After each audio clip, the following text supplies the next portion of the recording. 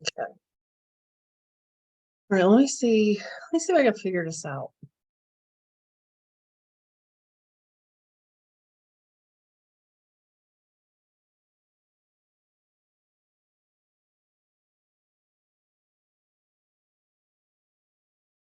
I'm just gonna hit share. And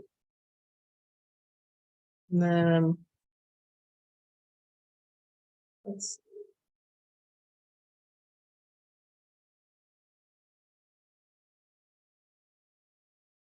do you see this in front of my screen right now? As I'm scrolling.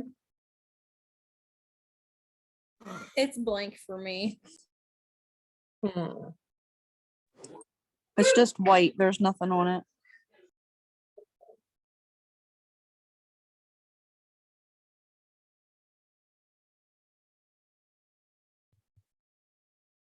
That's interesting. Well, here's what I'll do. I'll try again.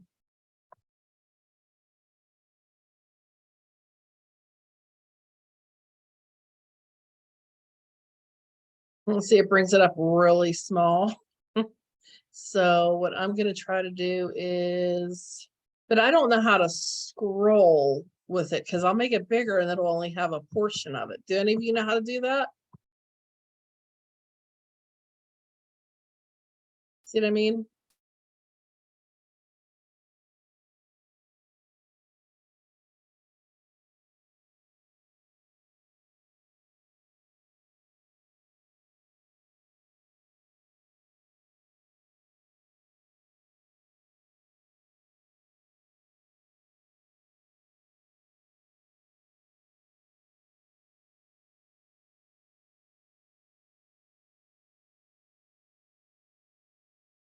Because I have 18, 19, 20, 21, and I have 45 questions on here, but it won't let me go left or right.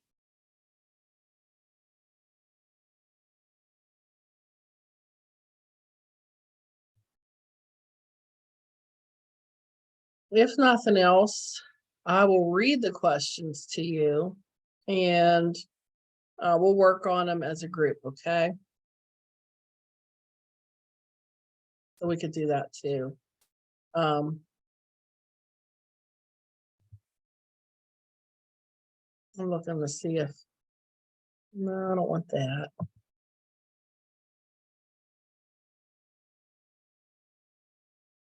Yeah, I'm not real sure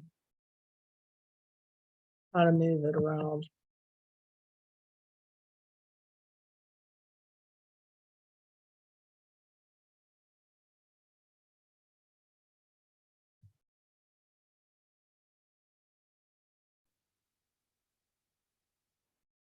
Maybe one more minute, okay, guys? I'm gonna try to go in here and see if I can set something up this way.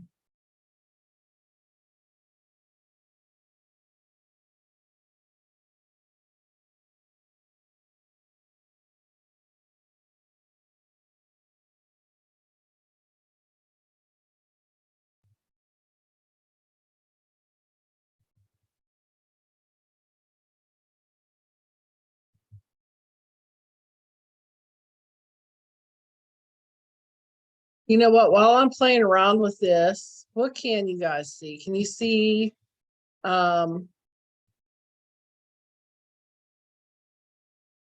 I have in front of us right now? I'll minimize this a little bit so you can see the whole thing.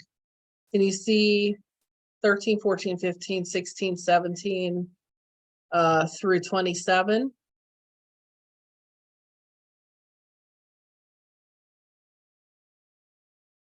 You're not seeing that at all?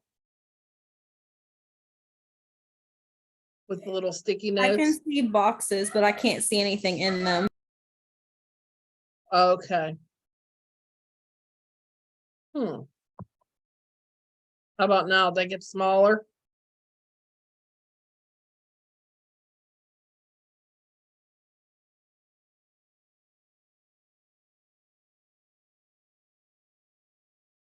Here's what I'm gonna do. I'm gonna close the whiteboard and I'm gonna open back up, okay?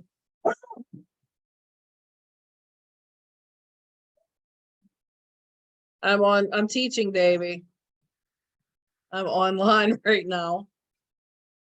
Okay, you want to set that there? Thank you. Thank you. My husband's bringing me dinner, guys.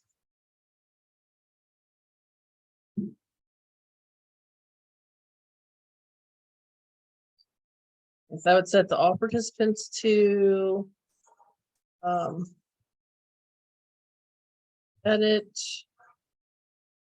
Let me see. I just clicked on something. Let's see if that works. I don't know.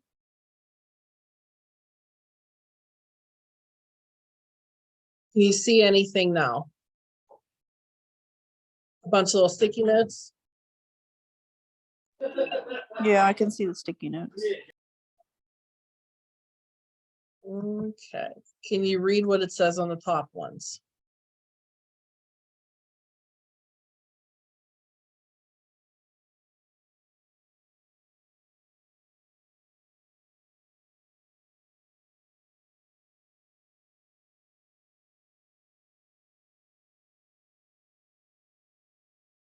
The only one I can see is Paula. Could you see the writing on there, Paula? No Still matter can't- how oh wow. I'm using an iPad and actually if I click into it and I do the zoom with my fingers, I can navigate with my touch screen. I can't. I see your name on there. I'm Okay. manipulating it. I'm sorry. Okay, bye. That's okay. That's all right. So here's what I'm going to have everybody do is, so we have 1, 2, 3, we have up to question 27, 13 to 27. I'm going to have you guys work on those questions and just kind of answer those at least. And then I'll go over the rest of them. I'll have to do it verbally. Okay. So go ahead and get started on those. See, I still can't see any. I mean, I'm on a computer. I don't know if that makes a difference, but I can't see anything at all. Like I can see the squares, but there's nothing in them for me. Do you have your screen magnified? Like, do you need to minimize your screen? Like, because you're probably seeing there's 3 rows of post-it notes. The bottom 2 are for you to write the answers to the questions with arrows going up to the question. Oh my gosh, I'm dumb. Yeah, I can see it now. They're really, really small, but I can see that there's writing at least. Okay. That goes to that one. Okay. So go ahead and work on those. You could type in the answer in the blank ones with the arrow goes to the question. And then when you're done, we'll go over those. And then if I could figure out how to move it to the left and right, that'd be great, huh? So we'll see. We'll see if I could get that figured out.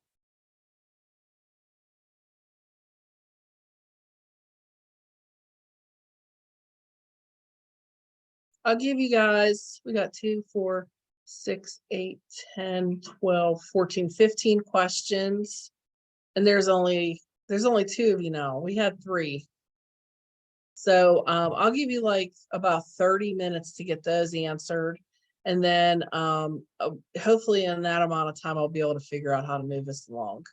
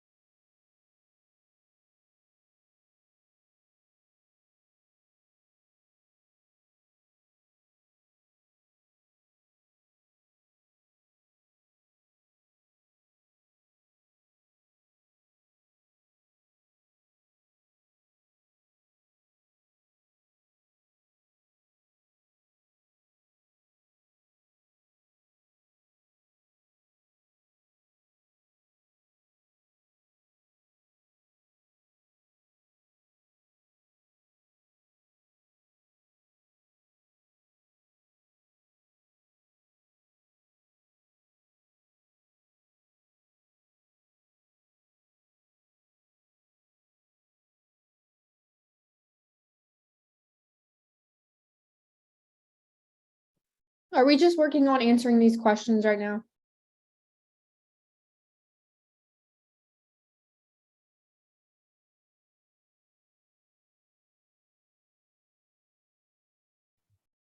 Yes, that's what you're gonna do right now. I'm gonna try to bring the rest of the questions up. That's what I'm working on right now, okay? So go Thank ahead you. and answer those.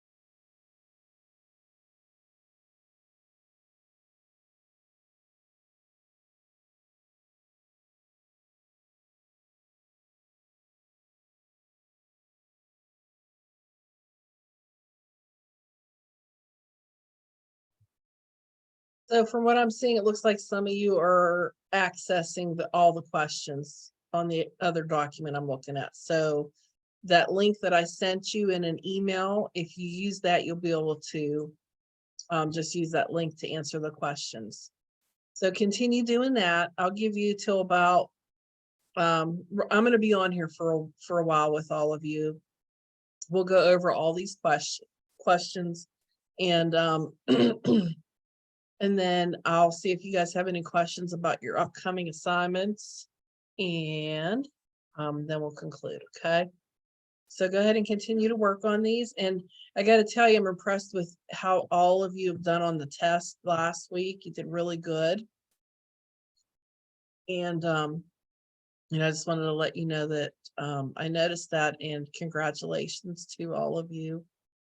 And so we'll continue working on these, and then we'll go over them, okay?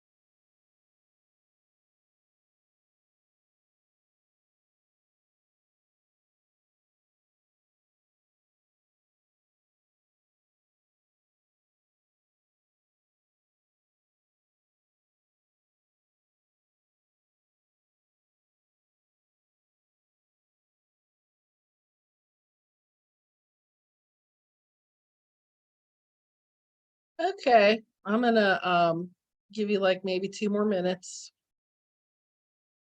And we're gonna go over everything.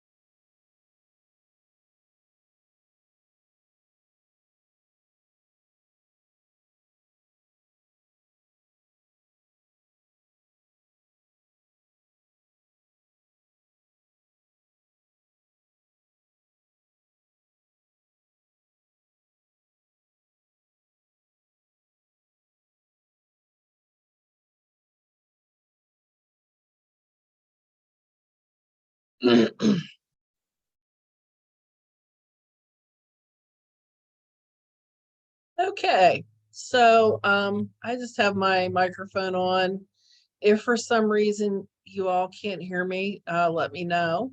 But what I want to do is, since I only have Paula and Michelle on here, I'm going to ask that the ones that are not filled out, if one of you could type down the answers to the question as we go through them, okay?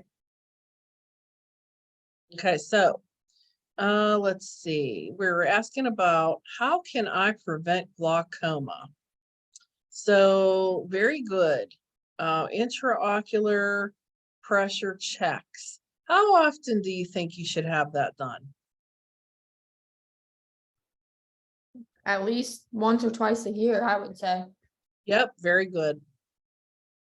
So the second question is, each eye is getting different eye drops. So let's say I mixed up the eye drops and I put the drops that were meant for the right eye into the left eye.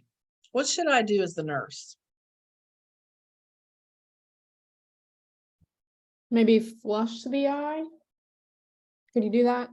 Maybe. Would I be able to use that same bottle to give to the right eye? Like, should I reuse that after going into the left eye? No. So what should I do? Should I get a new bottle? Yeah. Yep.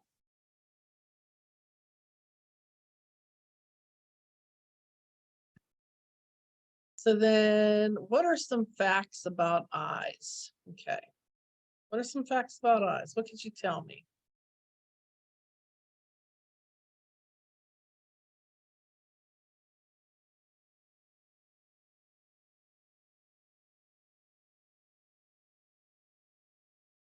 Tell me about the muscles, about how those rods and cones work, something about glaucoma and the what controls the intraocular pressure.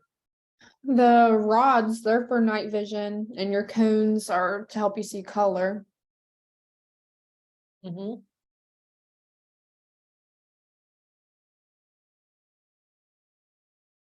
Okay. Does anybody know what controls the intraocular pressure?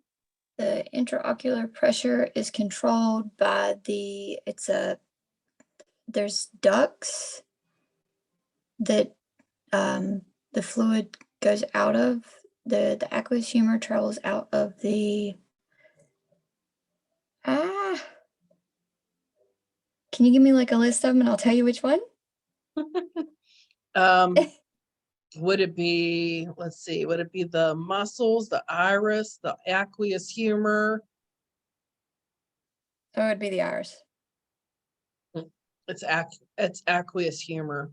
Aqueous humor. I thought the aqueous humor was what increased I thought that was the fluid. I think it is, because it's aqua, because I would think of aqua is water, yeah. Okay, So just you want to read for the test, like all the information like that that relates to the eye.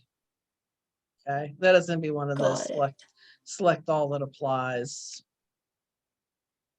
Oh, All okay. right, so what are the concerns with your patient taking Plavix or clopidogrel right before they have, you just find out and they're going to have cataract surgery? They could bleed. Yeah, so would you want to let somebody know about that before they go into surgery? Yep.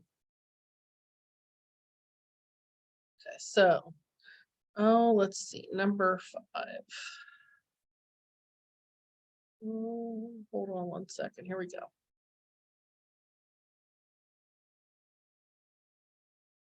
So why would you hold the corner of the eye when you're putting in the eye drops?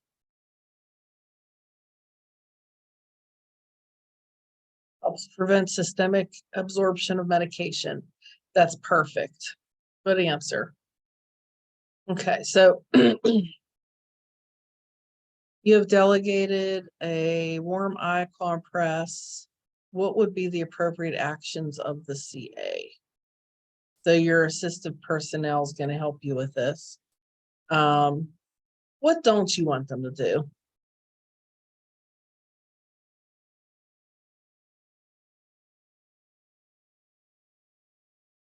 You don't want them to push down. You wouldn't want them to heat it super hot either, right? Right. And pushing down, like, you don't want them to use like a compression dressing. So you want them to use like a nice warm cloth, something clean, right? And you want them to make sure they wash their hands.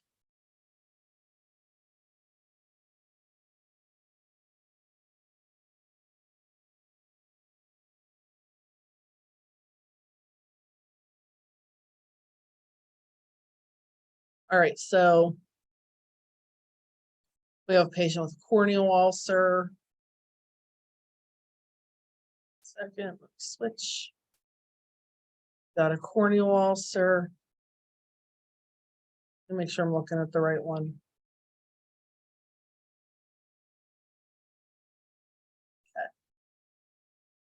Okay. What would be a barrier to home health?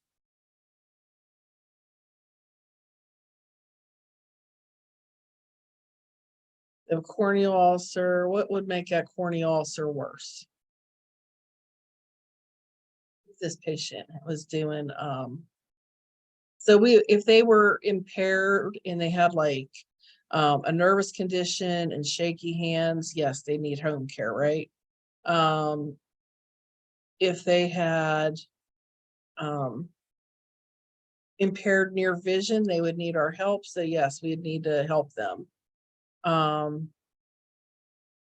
if they needed help putting in lenses, they can have our help. But if they were taking something to make that corneal ulcer worse, that was like a medication, then we'd probably just need them to stop taking that medication, correct? So just think about when you see these questions about barrier to healthcare, what would be, if it's asking you this question, you're looking for something that could be easily fixed and the patient can take care of themselves, right?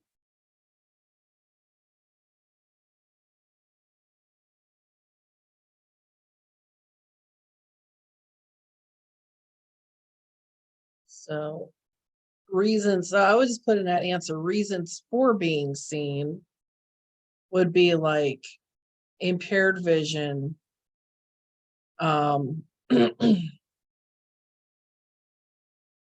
anything like the impaired vision or physical, and the shaking hands would be physical barrier as well, right?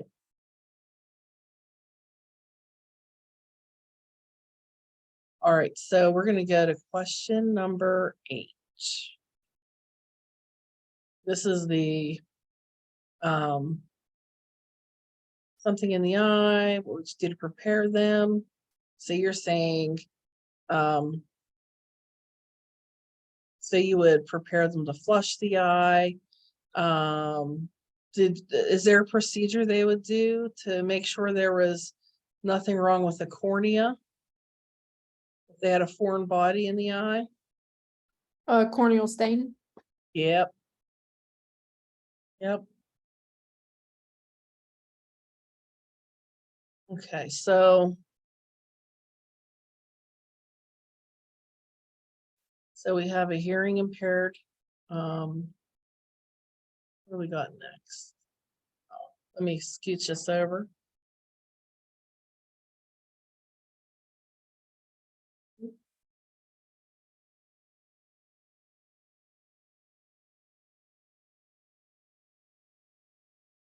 Oh my gosh, sorry about that. How would you teach a family member to communicate with a hearing impaired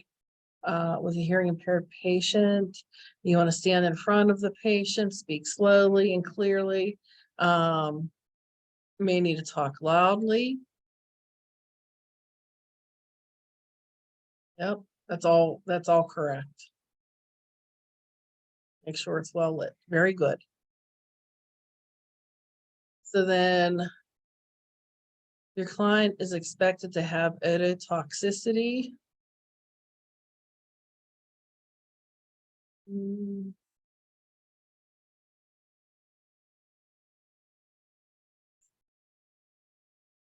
Related to antibiotic therapy. What would you expect his BUN and creat to look like?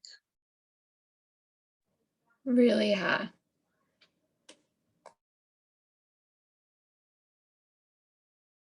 It'd probably be elevated.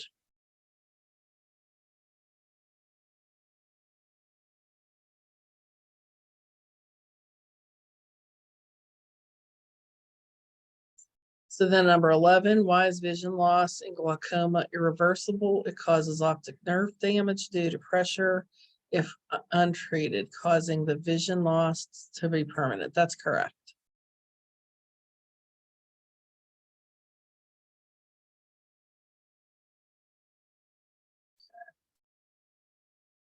So how can a patient reduce the signs and symptoms of Meniere's disease?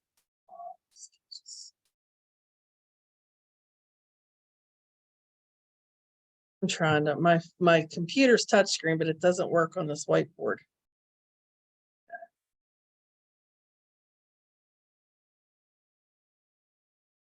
Change position slowly. That's correct. Okay.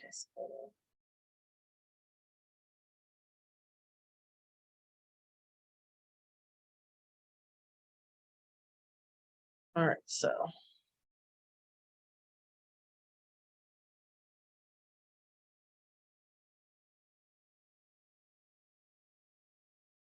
Okay, so.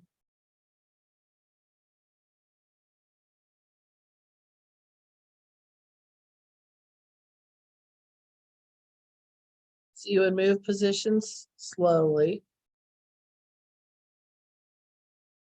Would you do anything else? What else would you do? Stop smoking, avoid caffeine. Yep. How about, do they get dizzy with heights and stuff? Would they climb ladders and stuff?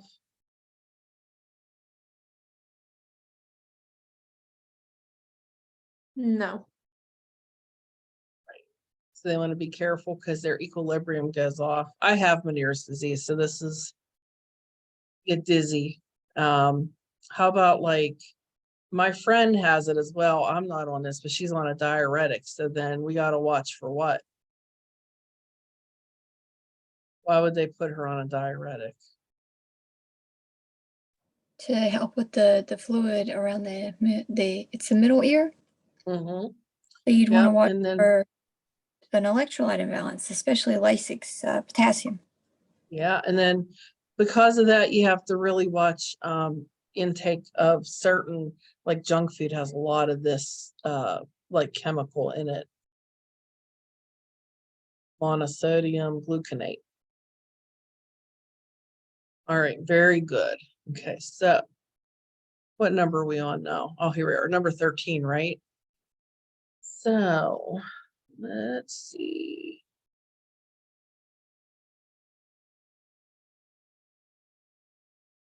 So I think this is one I might have forgotten to add in here.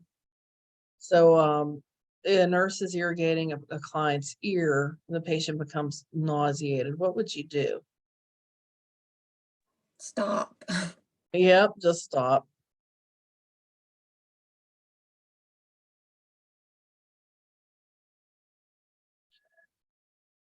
What number are we at now?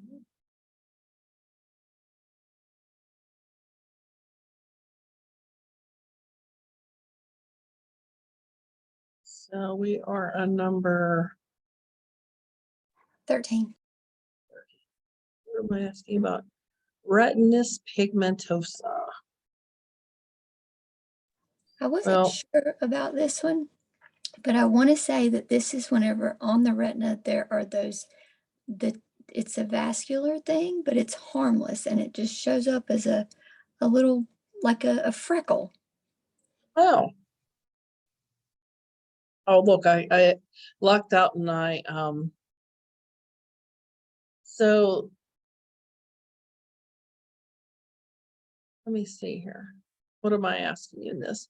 What can you I know tell? in our book, like, I don't remember reading exactly what it is, but it did talk about like nutrition for it. Right? So you're thinking like vitamin A, beta carotene. Yeah.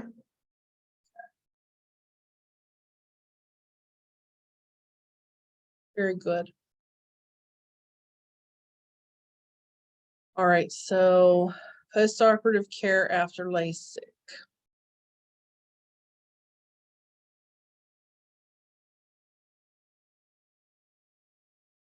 Tell me about some complications, and you have halos. Hold on, let me scroll up here because I can't see it all on my screen. Halos, lights, around lights, infection, dry eyes, blurred vision. Good. Very good. That is perfect.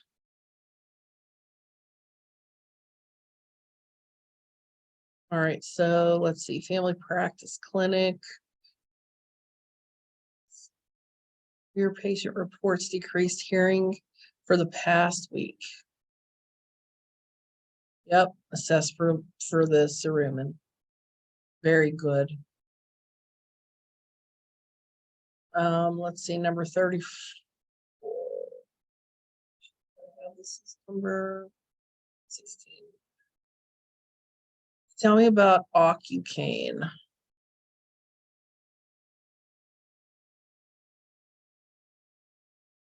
Could cause numbness. That's very good. I hate that stuff. They put that in you when you go to the eye doctor. I hate it. All right, so your answer is correct.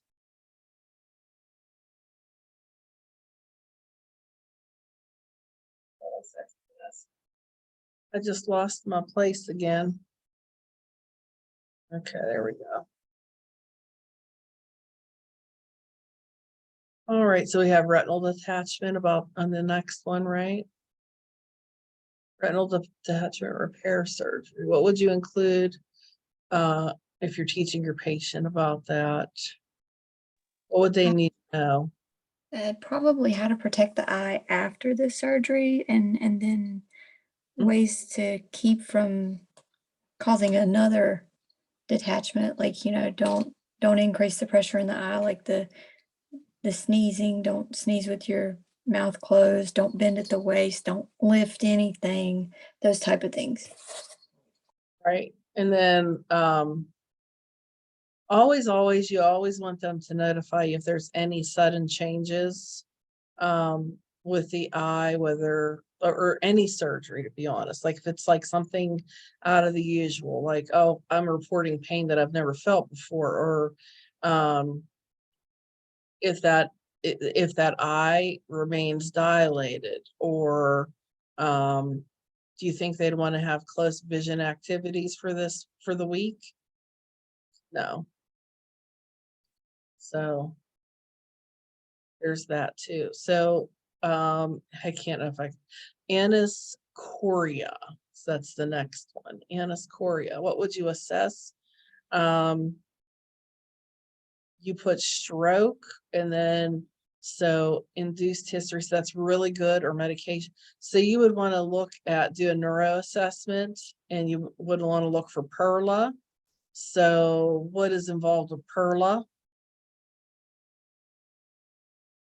Equal pupils. Yep. Yep. I had a patient do this one time, and it turned out it was because of a scopolamine patch. Oh, wow.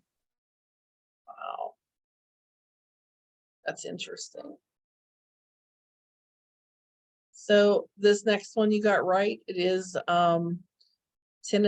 Is think of NSAIDs when you hear of that. Okay, so very good with that.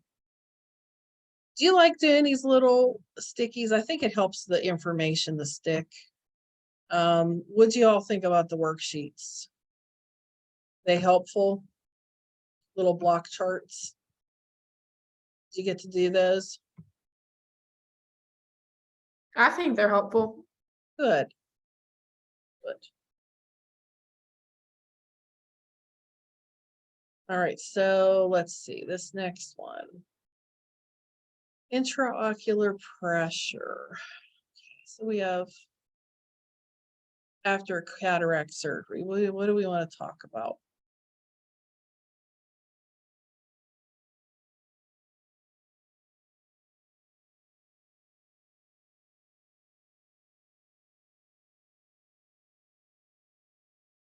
That looks good. Avoid activities that raise IOP, such as bending at the waist, blowing the nose, sneezing with mouth closed, straining for bowel movement, and no tight clothing. Very good. Very good. The next one is, and that's correct as well. How can an elderly patient prevent wax buildup? Right. What information would you include for a patient having a tumor of the middle ear removed? And did you put that on there?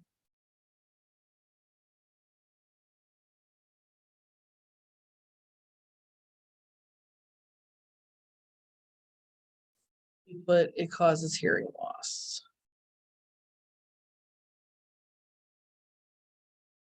Yep. And the next one, your surgery again.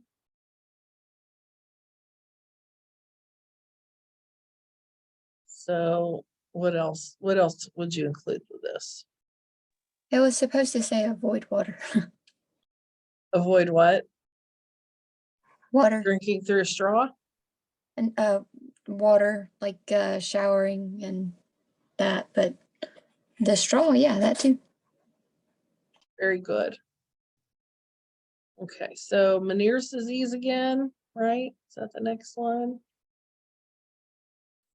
I think this one was similar to the other one, so I didn't include it. So Meniere's disease, I'll just add this one in here. When the client has an episode of this disorder, what action by the nurse is appropriate? How would you place the patient in bed? How would you pick? What would it be expected? With side rails up. Yep. All right, so I have a question. You said that you have this, and I'm very curious to know. Do they still do the thing where they have you lay flat and put one leg hanging off the side of the bed? you know what? I was diagnosed so many years ago, Mhm. and I opted not to like get any of the treatments.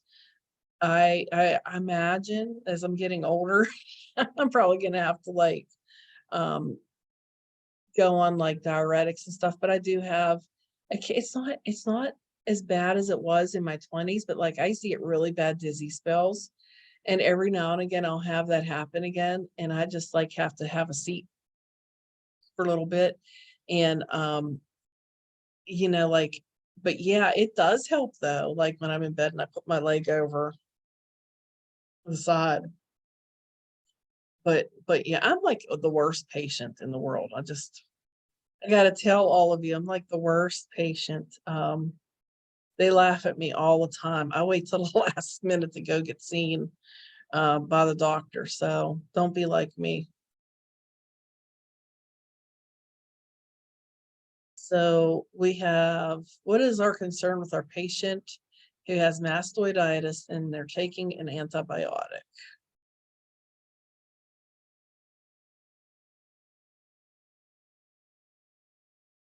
If they report that they have what?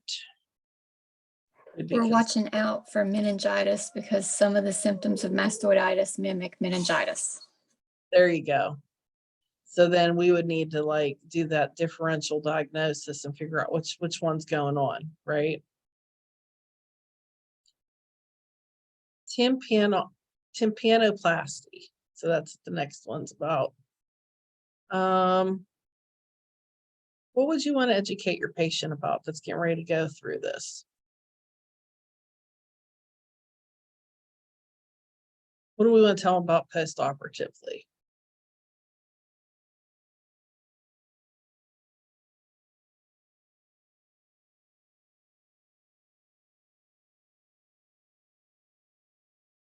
And talk to them about pain medication, like pain management.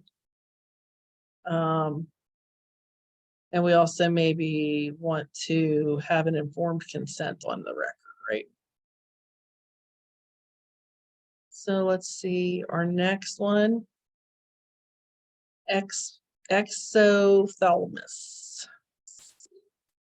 Here we go. So what would you expect to assess? Large eyes, that's exactly right. Let me scooch this over again. I want to tell you, you two are a good team. You got these answered quickly for just being two of you.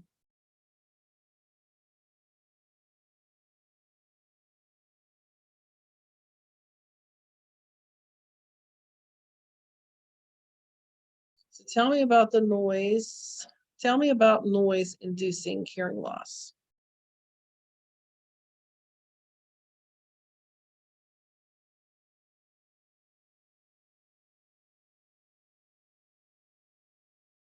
Would you be concerned with your client who does not use hearing protection? What would you want to tell them? You'd be concerned about, here, I'll tell you. Someone who it travels every day on the freeway, someone who rides a motorcycle for 20 minutes, someone who sits in the back row of a concert recently, or someone who is a tree trimmer and uses a chainsaw 6 to 7 hours a day.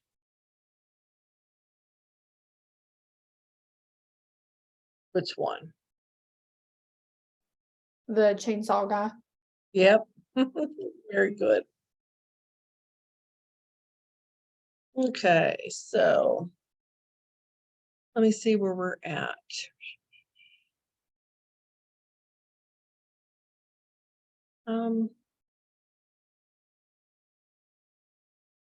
What number are we on, girls? 28. All right, so what instructions would you include regarding hearing aids to the CA?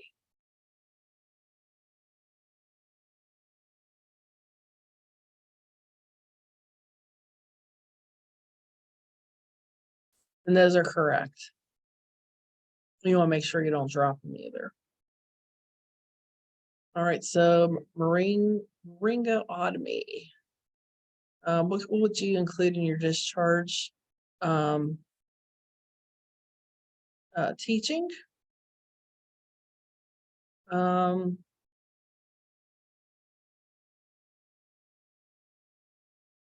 no water in the ear. So very good. Very, very good. No water in the ear. So why would a patient with worsening vision after cataract surgery be an emergency? Increased IOP, that's right.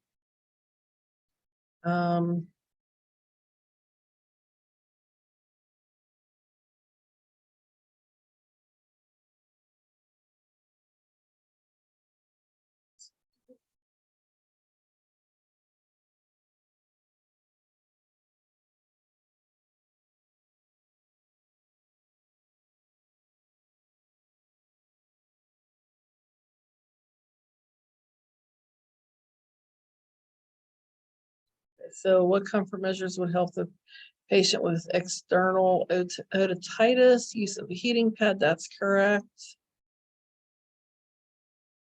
Cataract prevention, wear eye protection, stop smoking, and wear sunglasses, correct. Ear hygiene. Nothing goes inside the ear canal. Very good. My doctor used to always tell us not to put anything in our ear canal that's smaller than your elbow. I looked at him. I was like, okay. All right. So, okay. So we are looking at brinzolamide. If they have an allergy, yes. Very good. All right. So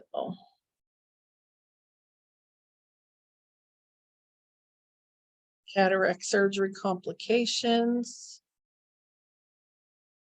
All right, so you put loss of vision, filling a curtain over the eye, and bright flashes.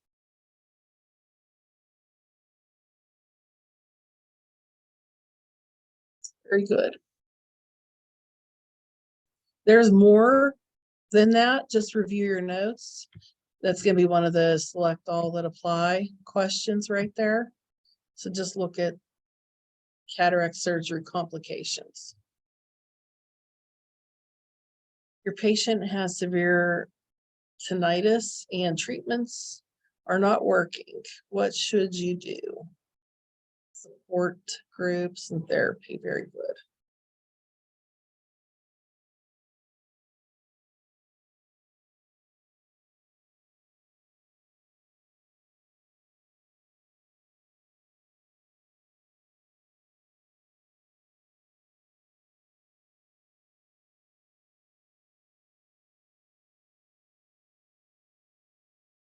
Okay, so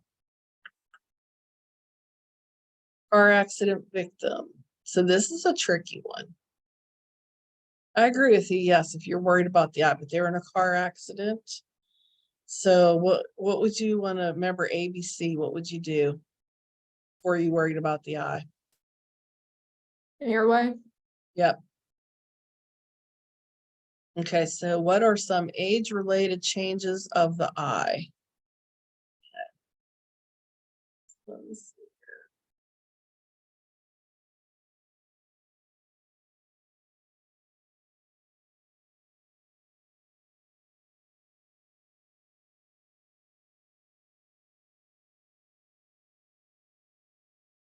There we go.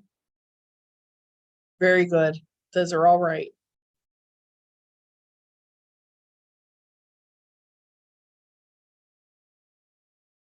Decrease muscle tone, decrease color perception, increase point of far vision. What are side effects of timolol eye drops?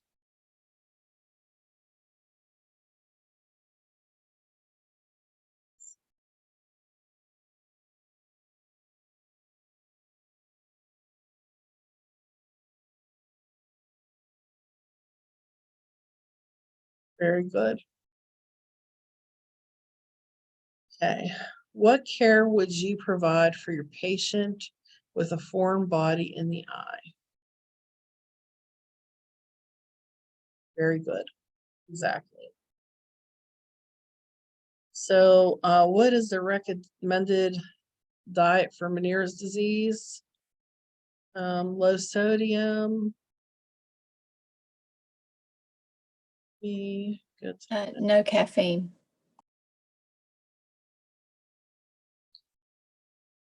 Yeah, hold on, let me see if I could find that answer. Okay, diet.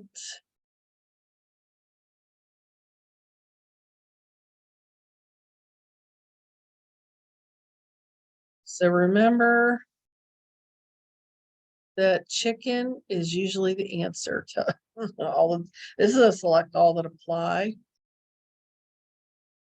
Recommended diet for this disorder, select all that apply. So chicken, never doubt chicken, and green herbal tea with meals. Why? Because it's like a natural and diuretic, right? So, and green herbal tea. Does that have caffeine in it? I am almost positive that if it's a green tea, yes. 9 times out of 10 green. I know that's surprising to me because I didn't think you were allowed caffeine either. Maybe because of the diuretic component to it. You know what I mean? It must be because it's, yeah, green tea is very caffeinated. I thought so. I was like, oh, that's caffeinated. So just remember that. So you want to know what normal intraocular pressure is for this test. Okay. So in order to answer some of these questions, you'll need to know that. So if it's above that number, 10 to 21, then you would think, oh, they probably have glaucoma, right? So let's see. Sensory neural hearing loss suspected. What would the most likely cause be? And you said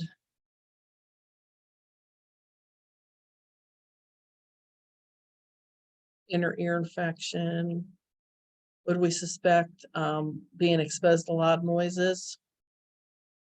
Yeah. Yeah, probably. So what teaching would you include for a patient having stapedectomy done in 2 weeks? This is like an all that apply kind of thing.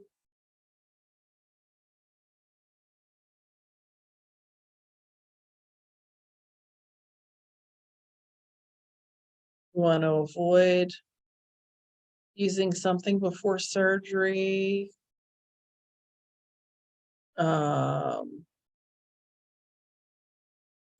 Do we want to blow the nose gently if needed, clean the telephone often, sneeze with the mouth open, wash the external ear daily, or avoid alcohol use before surgery? Which ones of those do you think?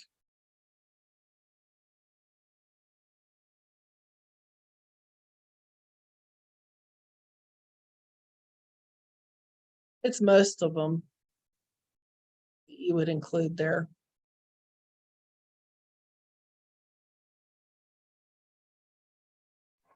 It sounds like all of those.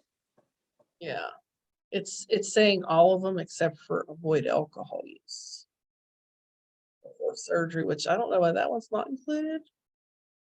Because you would think you wouldn't want them to have alcohol before surgery, but it's not, I don't know.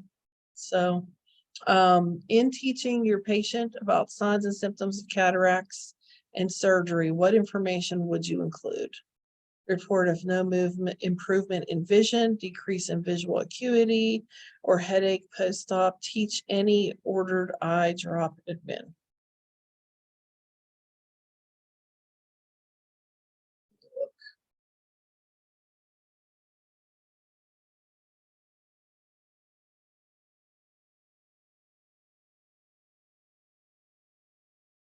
Would they be on bed rest for about a week after? So which statement means the preoperative? No bed rest, I don't think. I think they're supposed to see like 70 to 80% improvement right after surgery. So general anesthesia, No.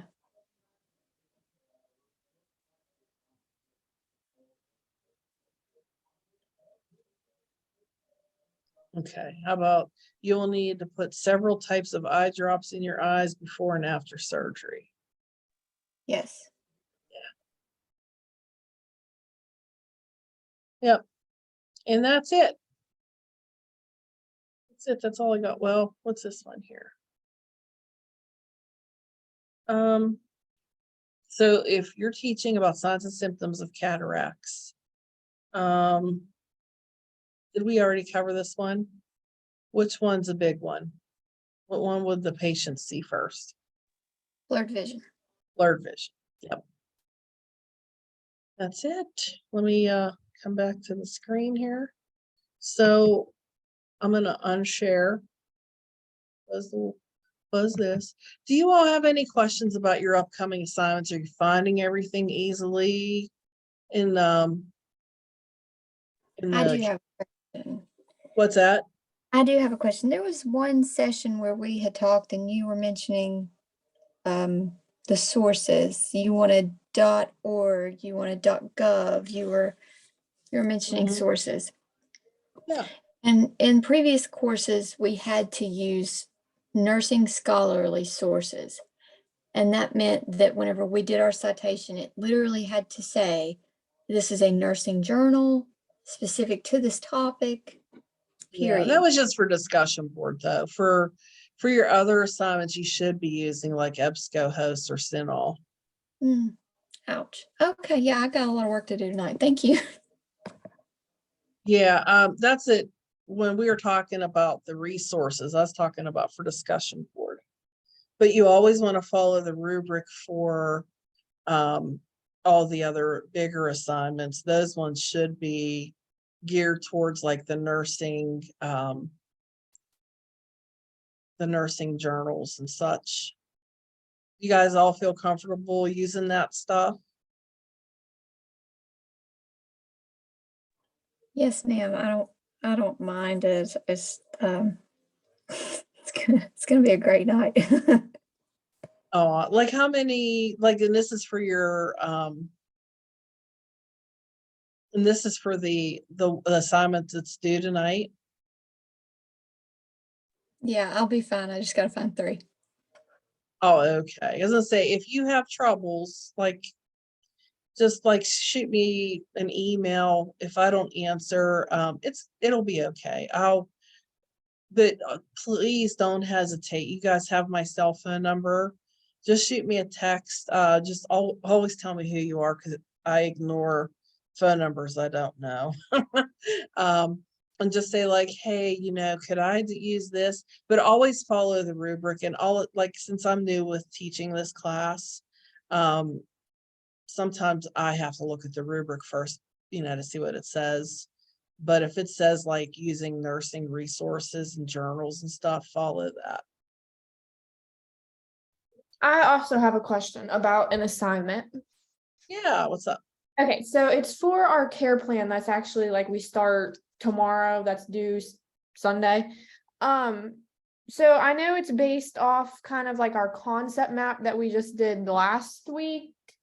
So my patient, I did actually have a patient with hepatitis, because I know it kind of has to be like hepatitis or infectious based or whatever it was. Mhm.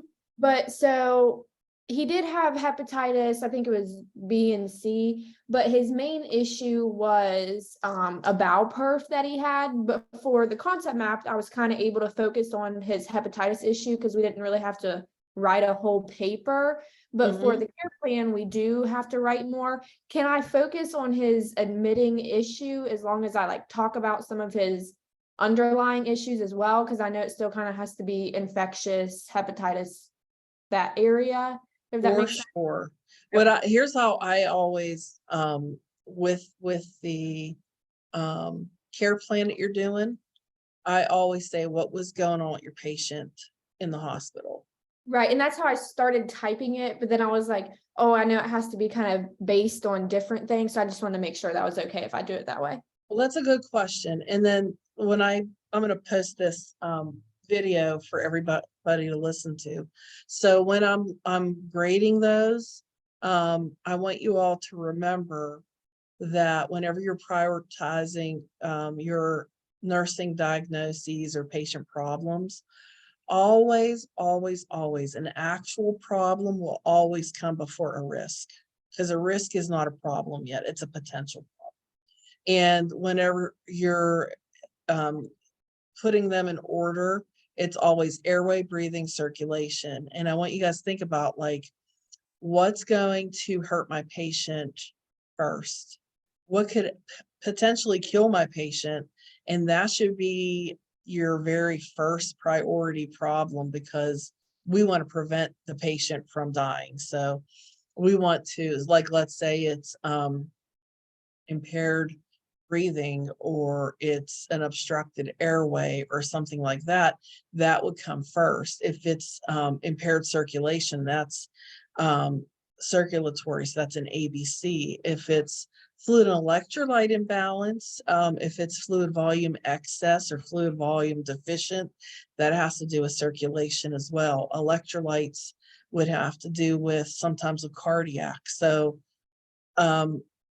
knowing that those things always take priority over, let's say, like a knowledge deficit, or a risk for infection, or a risk for whatever. So just know that you want to always make sure you're thinking through your prioritization of your problems. Hope that helped. Yes, thank you. You're welcome. All right, so I think, so that link that I shared with you, you all have access to that. So I believe I sent it to the whole class. So they'll be able to review what we worked on today in class. So I appreciate you being here. And Thank you. that's it. It was great. Have a good night. Have a good night. And that's all I have for you all. I'll see you soon.